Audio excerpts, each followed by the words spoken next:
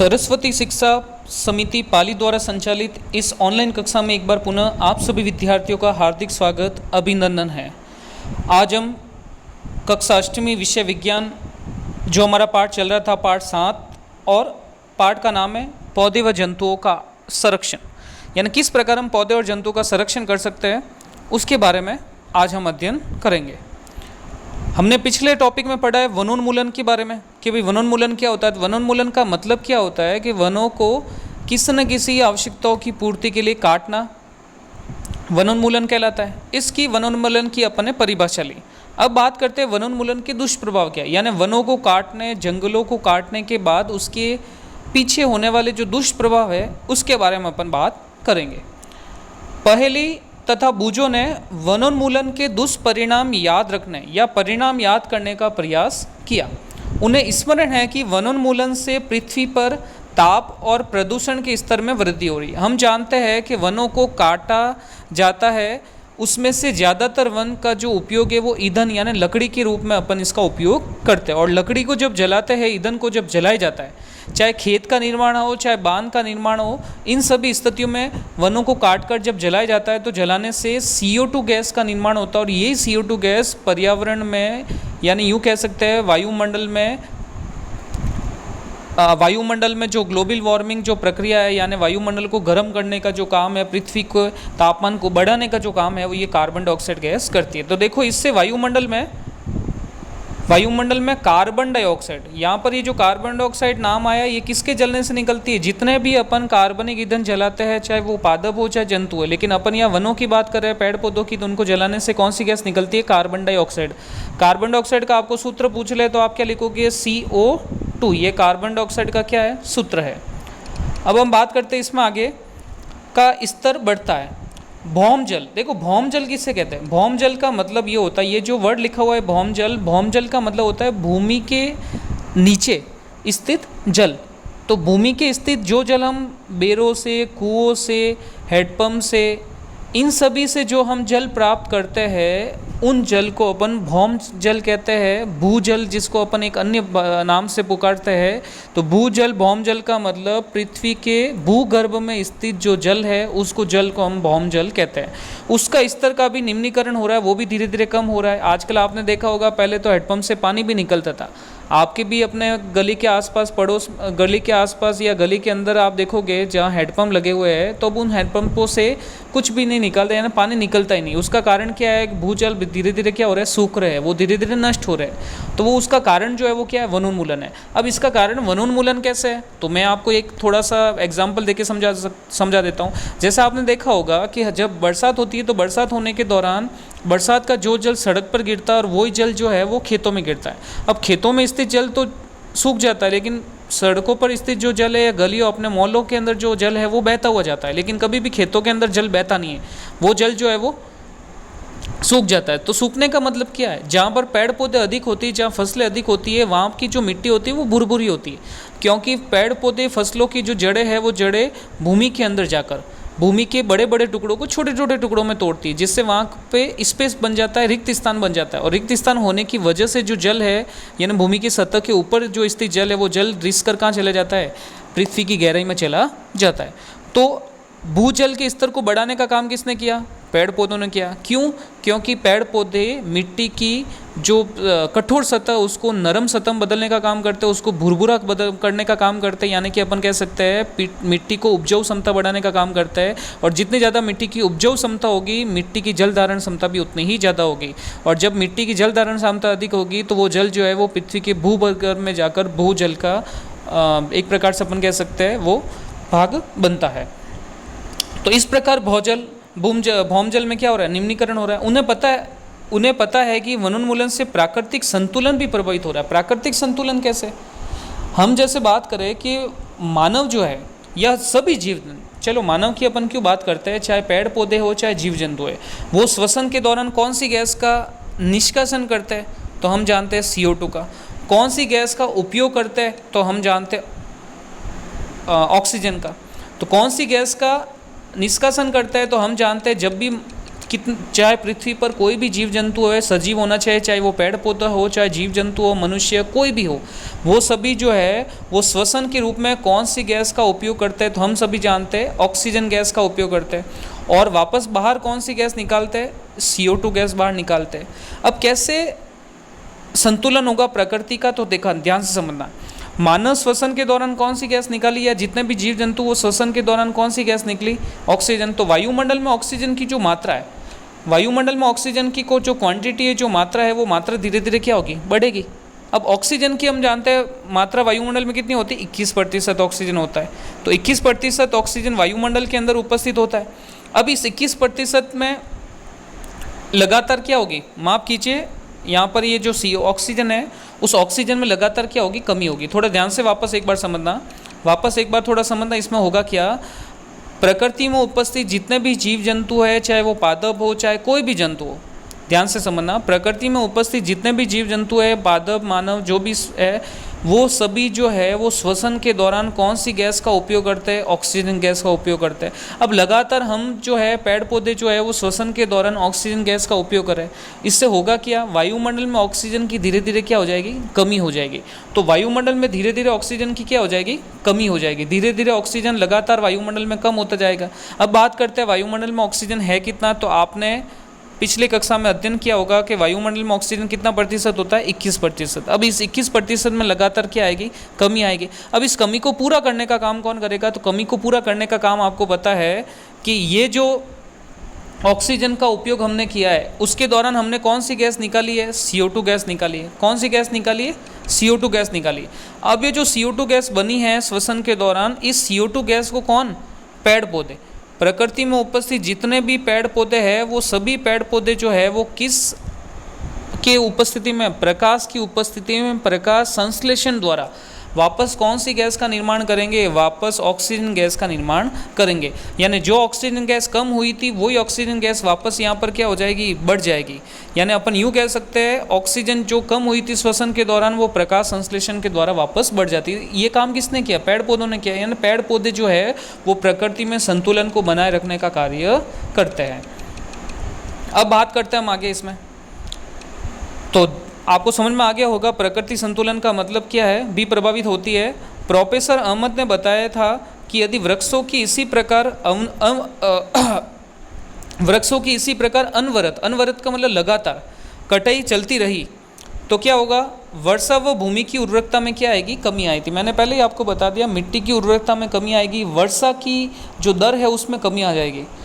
इसके अतिरिक्त बाढ़, सूखा जैसी प्राकृतिक आपदाओं की संभावना बढ़ जाती है। देखो, आपने देखा होगा ये जितने भी जंगल है, जितने भी वन है, जितने भी पेड़ पौधे हैं, वो पानी को रोकने का काम करते हैं। अब जो पानी रुकेंगे, भूजल के रूप में रहेंगे, तो वो भूजल हमें नदियों, तालाबों, कुओं, बावड़ियों, इनसे हमें प्राप्त होता रहेगा। लेकिन जब वन, पेड़ पौधे धीरे धीरे नष्ट होते जाएंगे, तो पानी एक जगह टिकेगा नहीं और लगातार पानी बहेगा, जिसके कारण जैसे अपने मोहल्लों में कैसा होता है आपने देखा होगा, पानी एक सेकंड भी नहीं टिकता है। तो वो कारण यहाँ पर हो जाएगा। तो एक तो सूखा हो जाएगा। बाढ़ कैसे आएगी? तो बाढ़ कैसे आती है? जब कोई चीज़ को, जब कोई सतह सपाट हो। अब जब पेड़ पौधों, वनों को काट दिया जाएगा, तो वहाँ से वो सतह सपाट हो जाएगी, उससे क्या होगा? पानी की जो स्पीड है वो बढ़ जाएगी, यानी बाढ़ आने का खतरा भी होता है। आपदों जैसी संभावनाएं बढ़ जाती है। याद कीजिए कि प्रकाश संश्लेषण की क्रिया में पौधे को भोजन बनाने के लिए कौन सी गैस की आवश्यकता होती है? Carbon dioxide. मैंने पिछले कुछ समय पहले आपको मैंने बता ही दिया कि पेड़ पौधे जो है वो भोजन बनाने के लिए कौन सी क्रिया का उपयोग करते हैं? प्रकाश संश्लेषण। कौन सी गैस का उपयोग करते हैं? Carbon dioxide. किस गैस को त्यागते हैं? तो आप जानते हैं प्रकाश संश्लेषण द्वारा कौन सी गैस बनती है? ऑक्सीजन। किस गैस का उपयोग करते हैं? तो CO2, कार्बन डाइऑक्साइड गैस का उपयोग करते हैं। तो CO2 की आवश्यकता होती है। कम वृक्षों का अर्थ है कार्बन डाइऑक्साइड के उपयोग में क्या आना? कमी आना। देखो, पेड़ पौधे, वनों को, जब जंगलों को काटा जाएगा, तो काटा जाने के दौरान क्या है? पेड़ पौधे कम हो गए। पेड़ पौधों का काम क्या था? प्रकाश संश्लेषण द्वारा CO2 को ग्रहण करना। अब पेड़ पौधे कम हो गए तो CO2 लगातार बढ़ेगी, क्योंकि मानव और पेड़ पौधे श्वसन तो कर ही रहे हैं, तो CO2 तो निकल रही है, लेकिन उस CO2 का वापस उपयोग नहीं हो रहा, तो वो CO2 लगातार जो है वो पृथ्वी के वायुमंडल में इकट्ठा होती जाएगी। तो इसकी मात्रा क्या हो जाएगी? बढ़ती जाएगी, क्योंकि कार्बन डाइऑक्साइड पृथ्वी द्वारा उत्सर्जित उष्म विकिरणों का प्रग्रहण कर लेता है। अब देखो, पृथ्वी का जो ताप है वो बढ़ जाएगा। ताप बढ़ने का कारण क्या है? कि हमारे वायुमंडल के चारों तरफ, या हमारे पृथ्वी के चारों तरफ जो वायुमंडल है, उस वायुमंडल के अंदर ये CO2 गैस क्या हो गई? इकट्ठा हो गई। अब होगा क्या? ये CO2 गैस इकट्ठा तो हो गई, लेकिन इसका काम क्या है? तो ये क्या करती है, सूर्य से आने वाली जो प्रकाश की किरणें जो वायुमंडल में प्रवेश करके पृथ्वी तक पहुंचती है, तो पृथ्वी जितनी आवश्यकता है उतना प्रकाश तो ले लेता है। बाकी जितना भी प्रकाश है, यानी सूर्य का जो प्रकाश, बाकी जितना भी सूर्य का प्रकाश है, मैं आपको एक समझाने का प्रयास करता हूँ। यह है जैसे फॉर एग्जांपल आपका सूर्य, अब इस सूर्य से प्रकाश की किरणें आ रही, यहाँ पर मैं एक पृथ्वी बना देता हूँ। ये आ गया आपका पृथ्वी, और पृथ्वी के चारों तरफ ये हो गया आपका वायुमंडल। अब होगा क्या, सूर्य का प्रकाश जो है वो पृथ्वी के वायुमंडल में तो प्रवेश करेगा, आराम से प्रवेश करेगा, क्योंकि दिन के समय हम जानते हैं सूर्य का प्रकाश पृथ्वी के वायुमंडल में आता है, तो पृथ्वी के वायुमंडल में तो क्या करेगा, प्रवेश करेगा। अब प्रवेश करने के दौरान जब वो वापस निकलेगा, यानी जब वापस इस प्रकाश का परावर्तन होगा, कहने का मतलब पृथ्वी इस सूर्य के प्रकाश को जितना आवश्यकता है उतना ग्रहण कर लेगी, पेड़ पौधे जो भी है। अब बाकी का जो अनावश्यक प्रकाश है वो वापस क्या होगा, बाकी का जो अनावश्यक प्रकाश है वो वापस पृथ्वी की सतह से परावर्तित हो जाएगा। अब ये जो परावर्तित प्रकाश है जो बाहर निकलना चाहिए, ये जो परावर्तित प्रकाश है, मैं आपको इसको अलग लाइन से शो कर रहा हूँ, लाल लाइन से। जो परावर्तित प्रकाश पृथ्वी से बाहर निकलना चाहिए, उस प्रकाश को ये CO2 जो है वो ग्रहण करने का काम करती है, रोकने का काम करती है। यानी ये जितनी भी सूर्य का प्रकाश जो पृथ्वी के बाहर जाना चाहिए, उस सबको ये क्या करता है, कौन, CO2 गैस, ये इसको पृथ्वी के वायुमंडल में ही इकट्ठा कर लेता है। अब जब सूर्य का प्रकाश पृथ्वी के वायुमंडल में इकट्ठा हो जाएगा तो पृथ्वी का तापमान क्या हो जाएगा, बढ़ जाएगा, और इसी तापमान के बढ़ने को हम कहते हैं ग्लोबल वार्मिंग कहा जाता है। क्या कहा जाता है, ग्लोबल वार्मिंग, जिससे जल चक्र का संतुलन बिगड़ता है, जिससे वर्षा, अब अपन कहते हैं पहले पुराने समय में लोग क्या कहते थे कि भाई इस दिन जो है या इसी तारीख को बरसात आएगी, इसी दिन बरसात आएगी, तो उस टाइम बरसात आती भी थी। लेकिन आजकल मौसम वैज्ञानिक भी कभी कभी कहते हैं कि 3 दिन बारिश का अनुमान रहेगा या भयंकर बारिश का खतरा रहेगा, तो उसके दौरान भी वो 3 दिन नहीं होकर 5 दिन हो जाती है, 3 दिन थोड़ी लेट हो जाती है। कहने का मतलब जल चक्र में क्या हो जाता है, असंतुलन पैदा हो जाता है। उस असंतुलन का कारण सीधा सीधा कौन है, CO2 गैस, क्योंकि CO2 गैस का काम क्या है, ग्लोबल वार्मिंग प्रक्रिया को क्या करना, उत्पन्न करना। अब इसके बारे में अपन बात करते हैं, ग्लोबल वार्मिंग प्रक्रिया के क्या है। अतः इसकी मात्रा में वृद्धि के परिणाम स्वरूप वैश्विक उष्णन होता है, इसको इंग्लिश में ग्लोबल वार्मिंग कहते हैं। पृथ्वी के ताप में वृद्धि से जल चक्र का संतुलन बिगड़ता है और वर्षा दर में क्या आ जाती है, कमी आ जाती है। आपने देखा होगा वर्षा दर जो है वो लगातार कम होती जा रही है। जहाँ पर वर्षा की आवश्यकता नहीं है वहाँ पर तो खूब हो जाती है, लेकिन जहाँ पर वर्षा की आवश्यकता वहाँ पर नहीं हो पाती है ना, असंतुलन की स्थिति बनी रहती है। और जिसके कारण क्या हो जाता है, कहीं सूखा पड़ जाता है और कहीं बाढ़ आ जाता है। जहाँ ज़्यादा वर्षा, आवश्यकता से अधिक वर्षा होगी वहाँ बाढ़ आ जाएगी, जहाँ आवश्यकता से कम वर्षा होगी वहाँ सूखा हो जाएगा। ये सभी स्थितियाँ ग्लोबल वार्मिंग, CO2 गैस, वनों की कटाई के दौरान हो रहा है। अब बात करता है मृदा के गुणों में परिवर्तन आने का मुख्य कारण वनोन्मूलन। तो एक तो हो गया आपका ग्लोबल वार्मिंग। अब दूसरा चीज़ अपन लेते हैं मृदा के गुणों में परिवर्तन आना। मृदा के गुणों में परिवर्तन आने का कारण मैंने आपको पहले ही बता दिया, पेड़ पौधे जो है वो मिट्टी की गुणवत्ता में सुधार लाते हैं, पेड़ पौधे मिट्टी की उपजाऊ क्षमता को बढ़ाते हैं, पेड़ पौधे की जड़ें मिट्टी के अंदर जाकर मिट्टी को भुरभुरा बनाते हैं, मिट्टी के बड़े टुकड़ों को छोटे टुकड़ों में तोड़ने का काम, कुल मिला के उपजाऊ क्षमता को बढ़ाता है। किसी क्षेत्र की मृदा के भौतिक गुणों पर वृक्षारोपण तथा वनस्पति का प्रभाव पड़ता है। सबसे इंपॉर्टेंट लाइन ध्यान रखना, किसी भी क्षेत्र की मृदा उपजाऊ होगी या बंजर होगी, ये किस पर निर्भर करेगा, एक तो वहाँ पे वृक्षारोपण पर, और दूसरा वनस्पति का प्रभाव, किस प्रकार की वनस्पति वहाँ पर उगाई जा रही है। कक्षा सप्तमी का स्मरण कीजिए कि वृक्ष किस प्रकार मृदा अपरदन को रोकते हैं। आपको वैसे पता तो होगा, अब मैं तो वैसे पूछ नहीं सकता हूँ आपको, लेकिन मृदा अपरदन किसे कहते हैं। तो मृदा अपरदन का मतलब आपने सप्तमी कक्षा में पढ़ा है, मृदा की ऊपरी जो उपजाऊ परत है। आप एक बार कहीं खेत, आपके आसपास खेत हो तो खेत में कभी जाने का मौका मिला आपको, तो खेत में जाना और खेत में क्या करना, जो मृदा की ऊपरी परत है उसको हाथ से हटाने का प्रयास करना, तो आप आराम से उस मृदा की ऊपरी परत को हाथ से हटा सकते हो। लेकिन एक सतह ऐसी आएगी, मृदा की ऊपरी परत जब हट जाएगी तो हटने के बाद एक सतह ऐसी आएगी जब आप उसको हाथ से हटा नहीं सकते हो, तो वो कठोर सतह है। लेकिन उस कठोर सतह के ऊपर जो मिट्टी है जिसको आपने हाथ से हटाया है, वो सभी मिट्टी उपजाऊ मिट्टी है। उस उपजाऊ मिट्टी का ही उस सतह से हटना क्या कहलाता है, मृदा अपरदन कहलाता है। तो मृदा अपरदन की परिभाषा, मृदा की ऊपरी परत का, ऊपरी उपजाऊ परत का हटना, वो किसी भी कारण हट सकती है, चाहे तूफान के कारण हट सकती है, चाहे बाढ़ के कारण हट सकती है, किसी न किसी कारण हटना, उसका क्या कहलाता है, मृदा अपरदन कहलाता है। तो मृदा अपरदन का मतलब मृदा की ऊपरी उपजाऊ परत का हटना।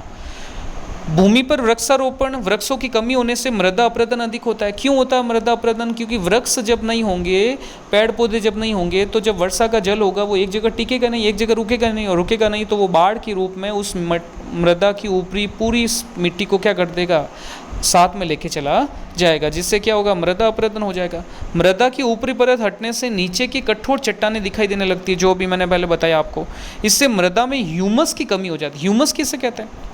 तो ये सब आपने सप्तमी कक्षा में पढ़ा। ह्यूमस का मतलब होता है मृदा में जितने भी कार्बनिक पदार्थों के अपघटन से, कार्बनिक पदार्थ जैसे कि पादप की पत्तियाँ, पादप के पुष्प, फल, गोबर, मुख्य रूप से गोबर, तो गोबर, टूटी हुई टहनियाँ, पत्तियाँ जितने भी हैं, उनका अपघटन होने के दौरान केंचुआ उनका अपघटन करता है, और अपघटन करने के दौरान जो काले रंग का पदार्थ बनता है जिसको अपन खाद कहते हैं, वो ही क्या है, ह्यूमस है। तो ये ह्यूमस की भी कमी हो गई, क्योंकि ह्यूमस भी वहाँ से मृदा अपरदन के साथ चला जाएगा। इसकी उर्वरकता भी अपेक्षाकृत कम होती है। धीरे धीरे उर्वरक भूमि किस में बदल जाएगी, मरुस्थल में बदल जाएगी, और इस प्रक्रिया को मरुस्थलीकरण कहा जाता है। वेरी इंपॉर्टेंट, मरुस्थलीकरण किसे कहते हैं? तो वापस एक बार समझा देता हूँ। वनों की कटाई होने के दौरान खेत में, या अपन यूँ बोलेंगे, वनों की कटाई होने के दौरान क्या होता है, मृदा की ऊपरी परत, जो उपजाऊ परत है, वो वहाँ से हटने लगती है, मृदा अपरदन होने लगता है। मृदा अपरदन होने के दौरान मृदा की जो कठोर सतह वो दिखाई देने लगती है। धीरे धीरे उस मृदा पर ह्यूमस की मात्रा, उपजाऊ मिट्टी, वो वहाँ से हट जाती है, और हटने के दौरान धीरे धीरे वो उर्वरक भूमि जो है वो बंजर हो जाती है, और बंजर होने के दौरान उसका वो किस में कन्वर्ट हो जाती है, किस में बदल जाती है, मरुस्थल में बदल जाती है। इसी प्रक्रिया को अपन मरुस्थल कहते हैं, या मरुस्थलीकरण कहा जाता है। तो मरुस्थलीकरण कहने का मतलब सीधा सीधा, आप कभी, आपको जैसलमेर जाने का मौका मिले तो वहाँ पर आप मरुस्थल रेगिस्तान को देखना, आपको वहाँ पर किसी भी प्रकार के पेड़ पौधे नहीं दिखेंगे, केवल मिट्टी ही मिट्टी दिखेगी, और वो मिट्टी जो है वो मरुस्थलीकरण यानी मरुस्थल दिखेगा आपको। वहाँ पर किसी भी प्रकार की कोई भी मिट्टी या किसी प्रकार का पेड़ पौधा वहाँ पर आपको नज़र नहीं आता है। तो कहने का मतलब मरुस्थलीकरण किसके कारण हुआ? वनोन्मूलन के कारण हुआ। ग्लोबल वार्मिंग किसके कारण हुई? वनोन्मूलन के कारण हुआ। मृदा की ऊपरी परत किसके कारण, मृदा अपरदन किसके कारण हुआ? मृदा वनोन्मूलन के कारण। तो वनोन्मूलन के दुष्प्रभाव में आ गया मृदा अपरदन, ग्लोबल वार्मिंग, मरुस्थलीकरण।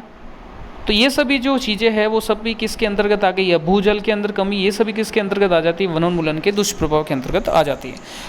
अब बात करते हैं वनोन्मूलन से मृदा की जल धारण क्षमता में भी क्या आती है? कमी आती है। अभी मैंने आपको बता दिया, पेड़ पौधे की जड़ें मिट्टी में जाकर मिट्टी के बड़े टुकड़ों, छोटे टुकड़ों में तोड़ कर रिक्त स्थान का निर्माण करती है, और वही रिक्त स्थान जो है वो जल के लिए उपयोगी होता है, जल उसमें प्रवेश कर जाता है। तो जल धारण क्षमता में क्या आएगी? कमी आएगी।